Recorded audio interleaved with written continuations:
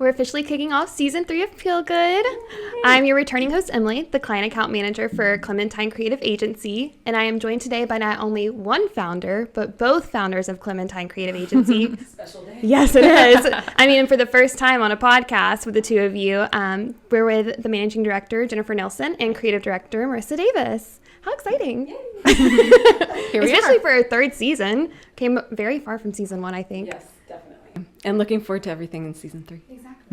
Well, as our two leaders, y'all do a great job of kind of creating an environment where all of us kind of feel comfortable in a setting that's meant to be creative. I think this podcast is testimony enough to that. But as our two leaders, what would you think to say for something of cultivating creativity for the workplace? What does that even mean? And, as our creative director, I would love to hear from you first. Sure. Well, I think, a lot of what we do is all about being creative. And I think building that environment for the entire team is incredibly important. And kind of what we're trying to do is create a supportive environment for collaboration, for everybody to be able to add in their bit of creativity wherever that comes from, and build the best product that we can for our clients and everything that we work on. Right. And I know we're account people, definitely client services people, but we still have creativity, I think. You always say that we're all creative, no matter where we're at. I think that's a really important point is that, creative, when you think about creative in a traditional sense, you do think more about the creative directors or graphic designers or visual design and those kinds of things. But there's a lot of different ways to be creative, and that can be writing, but it can also be problem solving. It can be strategy, and, just any kind of unique perspective on things, I think, can give rise to something new. And that is creative by definition, right? Yeah, I think there's a lot to be said for challenges and creating or coming up with creative solutions for problems that you have. So it's not always, a lot of people think it's always the visual creative, but it's not. I mean, there's so many different aspects of it that everybody has to come together and think about what is the best solution for this, and that takes a lot of creative problem solving. Right. Well, y'all coming from two different angles of it, what would be your methods and strategies of cultivating the creativity, and then what would be yours? From myself, coming from like a visual perspective, I look at a lot of the visual side of creating cultivating creativity. And for me, it's environment based. So we have a lot of colors, we've got a lot of things to touch. And, the way I think of creativity, it's a very fully sensory experience. So you involve everything that you see and touch and feel, and smell and hear, like all of that kind of gives you an all around feeling of creativity and can help support some of the, neurons firing in your brain to allow those creative juices to flow. So, for me, like we've got some colorful paintings on the walls. We've got a really big, bright, vibrant teal color on our wall, our signature color. But aside from that, like we have aromatherapy in the office. We play music, like everybody is allowed to play their own kind of music, and that can get everybody's like different brain going in their direction. In a lot of directions. Yeah, we all have similar tastes, but very different tastes. But a lot of that, too, like in our space, it's a very open space. We don't work in cubicles. We don't have walls. Like all of that is breeding this environment that allows you to be collaborative and share ideas and kind of get together the, collective unconscious pretty much. And a lot of that is like what's firing off in my brain can like bounce an idea off of somebody else. And when you put walls up, then it kind of inhibits a lot of that growth. And a lot of the ebb and flow that flows through us. Yeah. What would you say, Jennifer? I mean, I think a lot of what Marissa's hitting on is kind of openness as an idea, which I think is really important. I tend to think about it more from a communications perspective, I guess, than from an environmental perspective. So a lot of what I think about in terms of cultivating creativity is really about sort of cultivating trust and communication in an environment where people feel like they can, voice their ideas and you pitch things out to the team, and where everybody's comfortable doing that and everybody feels like, whatever perspective that they're bringing to the table is going to be appreciated, and maybe it'll spark something else in someone else. So I think it's the same idea of creating that sort of openness and that interaction, but maybe more in a in a communications and a Right. verbal type of Yeah. type of setup rather than just visual. There's no bad ideas in a brainstorm. There's none. That is like the number one most important part of any brainstorm is that there are no bad ideas. You never know where something's going to spark from somebody else's, what they assume is a bad idea. Right. Well, so it's interesting that you speak on environment because, through the past couple of years, navigating a pandemic, that has allowed us to do a hybrid situation for work where sometimes we're in the office, which makes for easy cultivating creativity. But then when we're at home, that presents a different type of challenge. And we do meet up on teams and things of that nature. But what would you say to cultivating that creativity when we're all from home? Yeah, so it's definitely been an obstacle. But I think leveraging the technology that's available today has been really helpful and I think probably most businesses would say that's been really helpful in getting past this and being able to still maintain a business while you're working from home. So we do Teams calls or Google Meets, and we're all on video, so you can see each other and you can see your reactions and you can respond to all of that. I think that's really important. It makes you feel a little bit closer, even though you're very far apart. Also, and we'll probably touch on this, but one of the, I think, important pieces of a brainstorming session is having like a whiteboard or some type of device that you can put everybody's ideas and thoughts down that everybody can see the whole time.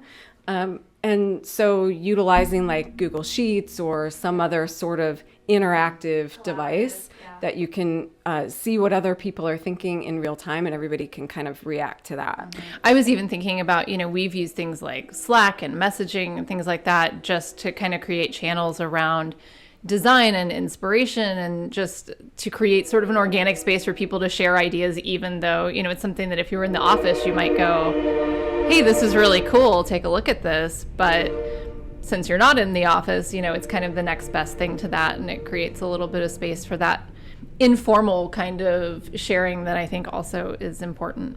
Right. It's kind of funny to me that for us, we all, in order to keep the openness of working from home with one another, we keep our cameras on. When a lot of people that I speak with from their offices, they keep their cameras off, which I think makes it another obstacle, even from working from home, that you can't sit there and read the body language of someone else or be able to, read their facial expressions and really understand where the idea is being carried, like physically from what their idea is in their brain.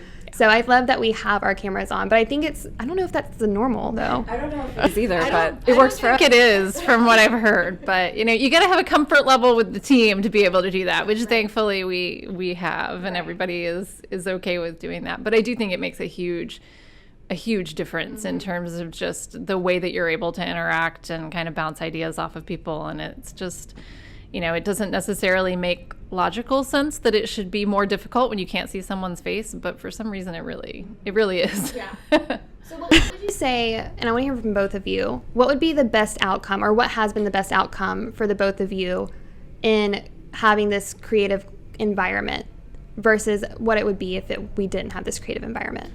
I think there'd probably be a lot more struggles that we would face from a project standpoint. When you can come into a space like this and have a couple other people that come from different perspectives bouncing ideas off of each other and things like that, you get to the end result not only hopefully faster, but to a much better end result.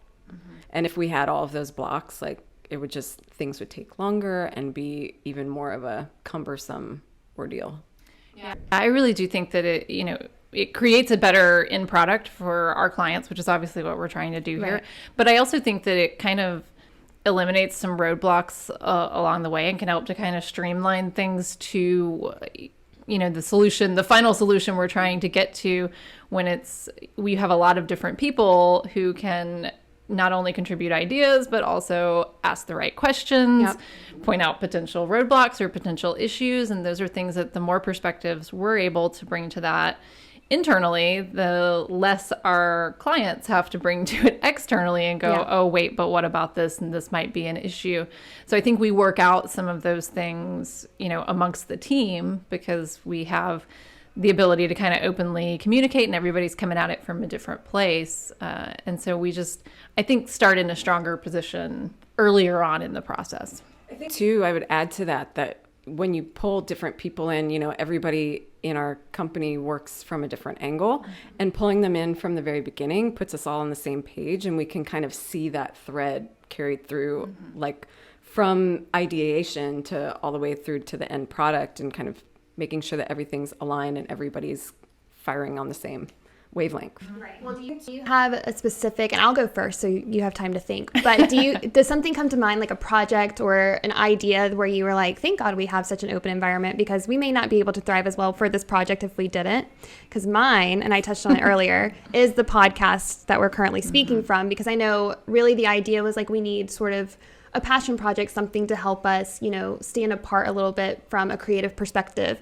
And we were given the chance to come in kind of Shark Tank style and present these ideas in an open environment where everyone was super supportive and given just like a few moments to lay an idea on the table and really take it and say, this is what I think would be really good for everyone to be involved on, and how it can benefit moving forward, and how it kind of helps that creativity every now and then flourish even more outside of just us working on internal projects or client projects. And so I feel like this has been such a benefit from the environment we work in to be able to make it successful as it has been. Yeah, I think that's great. And I think too, one of the beautiful things from that experience was that we got to take a bunch of different ideas and kind of flesh them out and see what they became. And like the initial idea for Peel Good probably wasn't exactly what it is now, but it's grown because of everybody else's perspectives, and kind of putting all of that together. I think it's turned into something even greater than it would have been just coming from one brain.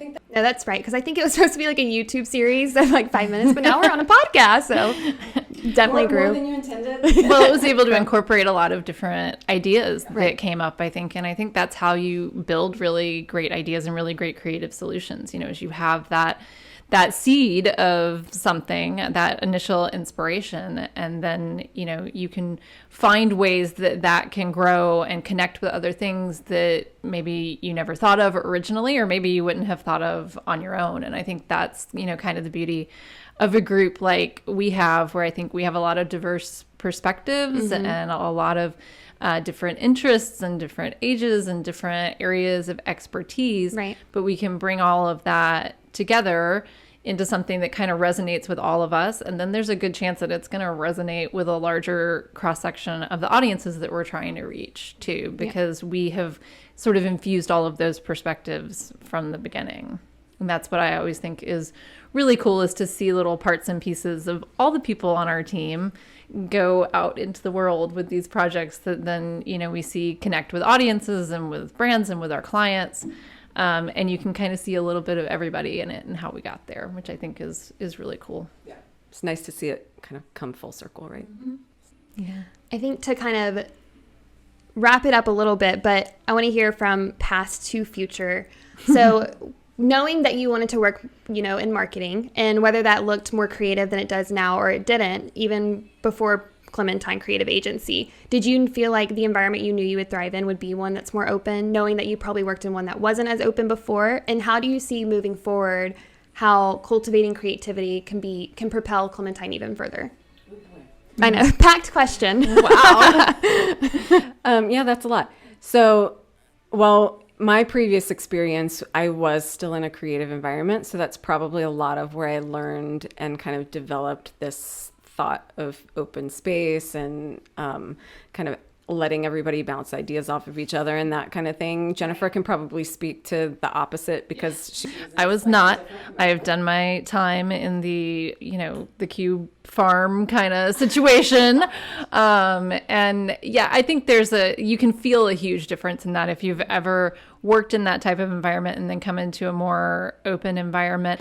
It is really interesting how just the sort of psychological impact, I guess, that it has, but just sort of the morale impact and the way that you feel connected to other people and how it's easy to interact with other people because we're all kind of sharing a space, versus in the other model, I think you do definitely feel like this is my 6 feet that I own. Right. Do not come into it. Very limiting. And you don't want to walk into other people's, and it does, which there's something to be said for owning your own space. And that's a different podcast. But But, it just creates a different feel when Right. it's something that kind of we're all sharing and we're sort of all in it together to begin with. So, Did you have a moment though where you were like, I think I'm looking to go outside of, being so restricted to my space and looking for a more open environment?